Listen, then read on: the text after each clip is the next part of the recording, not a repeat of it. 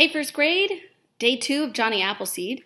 Today's Johnny Appleseed is a nonfiction book made by First Biographies, and you can even see that it is sponsored by the Johnny Appleseed Society.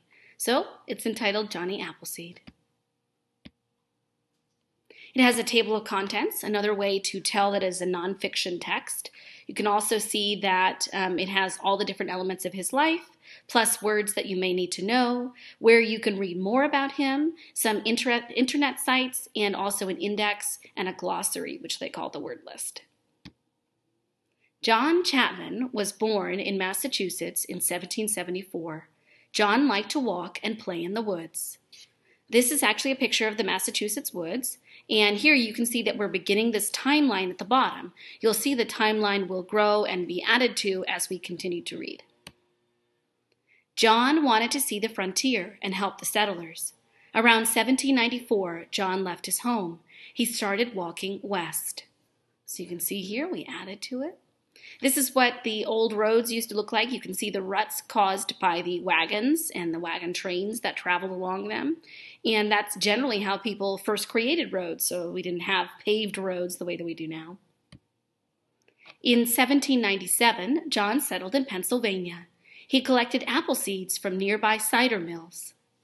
This is how they pressed apples to make ciders in the 1800s.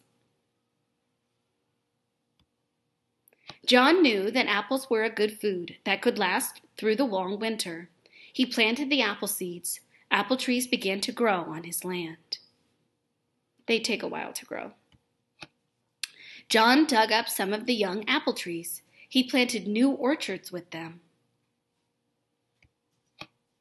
In the early 1800s, John moved west again. He moved to Ohio. He sold or gave apple seeds and trees to many settlers there. John liked to read books. Sometimes he read to the settlers. Other times he told stories about himself and his apples. So this is a drawing from, you can see Johnny Appleseed there, and he's sitting on the floor and he's actually reading to them. And the reason why this would have been special to the settlers is because many people at this time couldn't read.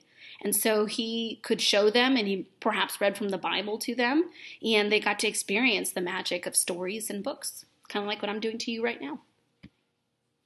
In 1838, John moved to Indiana. He sold apple seeds and trees to the settlers. He helped the settlers plant orchards. You'll notice that he lives in austerity, just like we spoke about yesterday about St. Dominic. Notice the lack of shoes and just clothing that isn't so pretty. John shared apple seeds, apple trees, and stories. Settlers gave him the nickname Johnny Appleseed. He died in Indiana in 1845. And this is his actual tombstone, Johnny Appleseed, John Chapman. He lived for others. And you see here, there's a Holy Bible on that. And I can't think of a better way to be known than to be known that you lived your whole life for others, just as Jesus taught us. Okay, so here are some words to know. If you want to know what a cider mill is, or the frontier, a nickname, an orchard, or a settler. Here are some other biographies you could read, and some internet sites. I'm not sure if these internet sites are still up. Sometimes internet sites don't stay around forever, so you probably can find something on the Johnny Appleseed Society. And here is our glossary and our index, where if you were reading this book and trying to do a report on him and you wanted to look, where can I find information about his stories? Where can I find information about Massachusetts? His stories are on page 17 and 21, and information about Massachusetts is on page 5. Okay, hope you've enjoyed, and I hope you're enjoying learning about Johnny Appleseed.